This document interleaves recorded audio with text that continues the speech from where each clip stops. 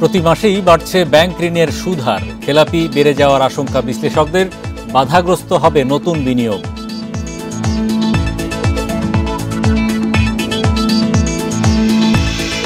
বেসরকারি বিশ্ববিদ্যালয়ের কাছে কর বকেয়া 831 কোটি টাকা, 28 প্রতিষ্ঠানের ব্যাংক হিসাব জব্দ।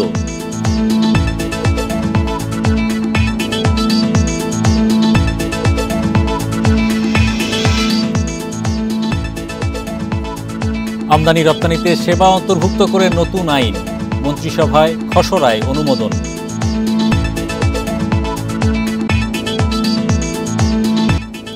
আমন্ত্রণ অর্থনীতি সারাদিনে আপনাদের সাথে আছি হরি সাহা। শুনছিলেন শিরোনাম, এবার জানাবো বিস্তারিত। বাংলাদেশ ব্যাংকের নতুন পদ্ধতি অনুযায়ী প্রতি মাসেই বাড়ছে ব্যাংক ঋণের সুদ হার। উদ্যোক্তারা বলছেন, এতে ব্যবসার খরচ বৃদ্ধির পাশাপাশি নেতিবাচক প্রভাব পড়বে বিনিয়োগে। এই পদ্ধতির মাধ্যমে মূল্যস্ফীতি নিয়ন্ত্রণ করা সম্ভব নয়, বরং খেলাপি ঋণ বেড়ে যাওয়ার আশঙ্কা করছেন ব্যাংকিং খাত বিশ্লেষকরা। 2020 সালে ব্যাংক ঋণের ওপর সর্বোচ্চ সুদহার 9% বেঁধে দেয় বাংলাদেশ ব্যাংক। তবে গেল জুলাই থেকে সুদহার নির্ধারণে বাংলাদেশ ব্যাংক একটি নতুন পদ্ধতি অনুসরণ করছে। স্মার্ট পদ্ধতিতে ভিত্তিহার ও বাড়তি সুদ দুইটি মিলে ঋণের চূড়ান্ত সুদহার নির্ধারণ করে ব্যাংকগুলো। মার্চ মাসে সেই স্মার্ট হার বেড়ে দাঁড়িয়েছে 10.55%। এর সঙ্গে 3% সুদ যুক্ত করলে ঋণের সুদ দাঁড়ায় 13.55%। ব্যবসায়ীরা বলছেন, নতুন পদ্ধতিতে প্রতি মাসেই ঋণের সুদ বাড়ছে, এতে ব্যবসার খরচও বেড়ে যাচ্ছে। যেভাবে সুদহার বাড়ছে তাতে ঋণ নিয়ে ফেরত দেওয়ারও সংশয় রয়েছে।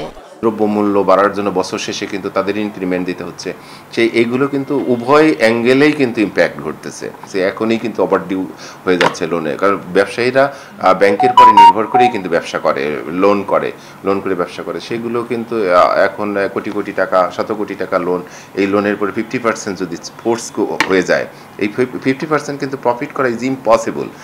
মূল্যস্ফীতি নিয়ন্ত্রণের জন্য নতুন এই পদ্ধতি সঠিক পথ নয় বলে মনে করেন অর্থনীতিবিদরা।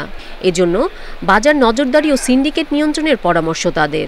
এটা একটা ইতিবাচক দিক হলো যে ক্রেডিটটা ভালোভাবে নেবে এবং এটা ইউজ করবে এবং মূল্যস্ফীতির উপর কিছুটা ইসা হবে, তোমার মূল্যস্ফীতি হ্রাস করার ব্যাপারে কিছুটা অবদান, সম্পূর্ণভাবে না, তবে এটা আমার মনে হয় সেন্ট্রাল ব্যাংকের এটা প্র্যাকটিস করতে হবে। ব্যাংকার অনেক কিছু বলবে, তো আমার মনে হয় সুদের হার দিয়ে শুধুমাত্র সুদের হারে মূল্যস্ফীতি ইসে করা যাবে না। সবশেষ গত জানুয়ারির শেষে স্মার্ট রেট বেড়ে হয়েছিল 8.68%। ফেব্রুয়ারিতে এই হার আরও বেড়ে হয় 9.61%। মার্চে যা আরও বাড়ে। আইডিন খাতুন, ইন্ডিপেন্ডেন্ট নিউজ, ঢাকা। বকেয়া আদায়ে 28 বেসরকারি বিশ্ববিদ্যালয়ের ব্যাংক হিসাব স্থগিত করেছে জাতীয় রাজস্ব বোর্ড এনবিআর। কিছু কর পরিশোধ করায় মঙ্গলবারের মধ্যে 7টি বিশ্ববিদ্যালয়ের হিসাব খুলে দেওয়া হবে বলে জানিয়েছেন কর কর্মকর্তারা। তারা জানান, 44টি বিশ্ববিদ্যালয়ের কাছে আয়কর বাবদ পাওনা 831 কোটি টাকা। পূর্ণাঙ্গ রায় প্রকাশের আগে কর আদায়ের উদ্যোগ নেয়ার সমালোচনা করেছে বিশ্ববিদ্যালয় মালিক সমিতি। 2007 সালে এসআরওর মাধ্যমেই বেসরকারি বিশ্ববিদ্যালয়ের আয়ে 15% কর আরোপ করে এনবিআর। 3 বছর পর আদেশ সংশোধন করে বেসরকারি মেডিকেল, ডেন্টাল, ইঞ্জিনিয়ারিং কলেজকেও করের আওতায় আনে সংস্থাটি। এই আদেশ চ্যালেঞ্জ করে উচ্চ আদালতে 46টি রিট করে বিশ্ববিদ্যালয়গুলো। 2016 সালে এনবিআরের আদেশ অবৈধ ঘোষণা করে রায় দেয় আদালত। রায়ের বিরুদ্ধে আপিল করে এনবিআর। এরই মধ্যে 2021 সালে বাজেট অধিবেশনেই বেসরকারি বিশ্ববিদ্যালয়ের আয়ে কর আরোপের বিধান অর্থ আইনে যুক্ত করে অর্থ মন্ত্রণালয়। গত 27 ফেব্রুয়ারি আপিল নিষ্পত্তি করে আপিল বিভাগ। বেসরকারি বিশ্ববিদ্যালয়কে 15% কর দিতে হবে বলে রায় দেয় আপিল বেঞ্চ।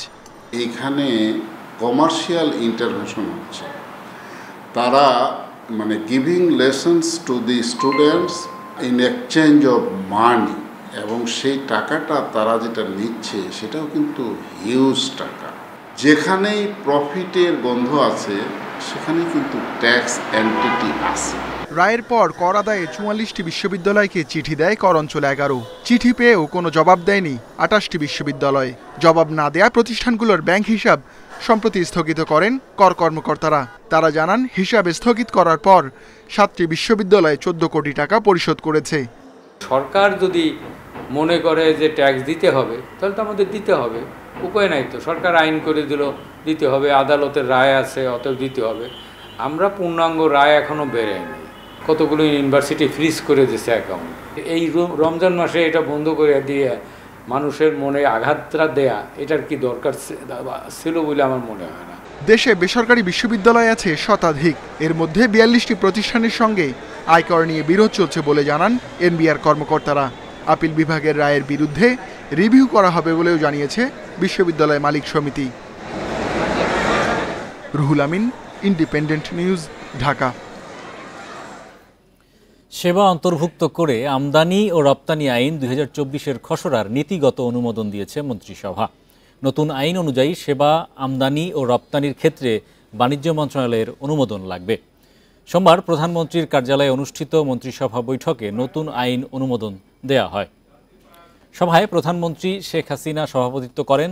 বৈঠক শেষে সচিবালয়ের মন্ত্রিপরিষদ সচিব মোহাম্মদ মাহবুব হোসেন সংবাদ সম্মেলনে এ তথ্য জানান। তিনি বলেন, আমদানি ও রপ্তানি নিয়ন্ত্রণ ও নিষিদ্ধকরণের 1950 সালের আইন আছে। পুরনো আইনগুলো পর্যায়ক্রমে যুগোপযোগী করার নির্দেশনা আছে, এজন্য নতুন আইনের খসড়া করা হয়েছে। বিদ্যমান আইনের মতো এবার নিয়ন্ত্রণ শব্দটি আর রাখা হচ্ছে না। এই আইন হওয়ার পর সহজে সেবা পাওয়া যাবে বলে আশা করছেন ব্যবসায়ীরা।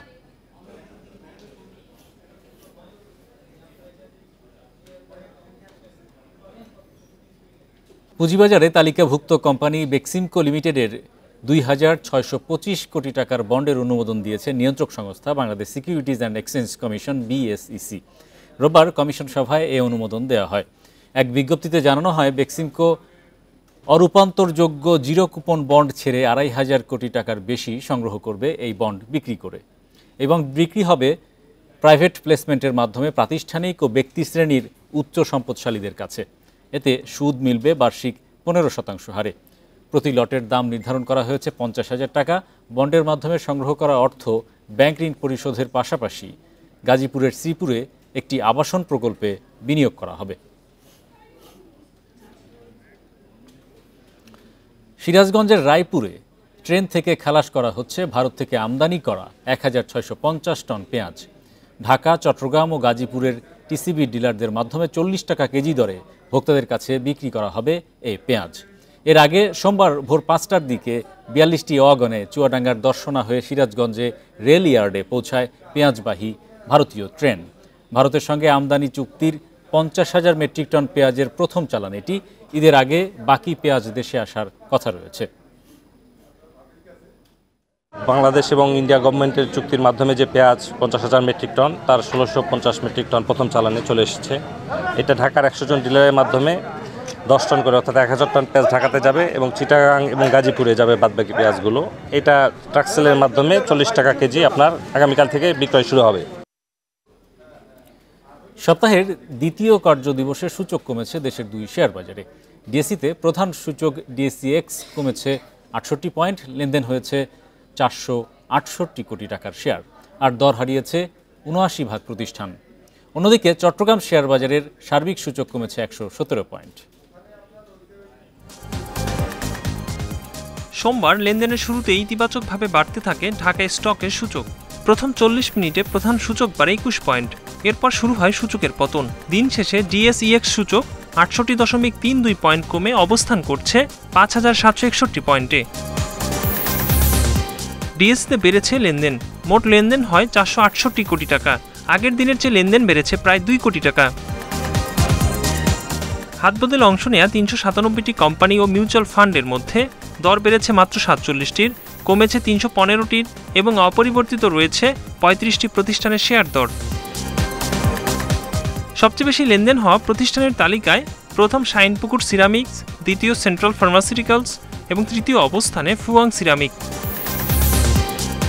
শতাংশের দিক থেকে দর বৃদ্ধির তালিকায় প্রথম অবস্থানে বাংলাদেশ ইন্ডাস্ট্রিয়াল ফাইন্যান্স, দ্বিতীয় ন্যাশনাল টি কোম্পানি এবং তৃতীয় অবস্থানে প্রোগ্রেস লাইফ ইন্স্যুরেন্স।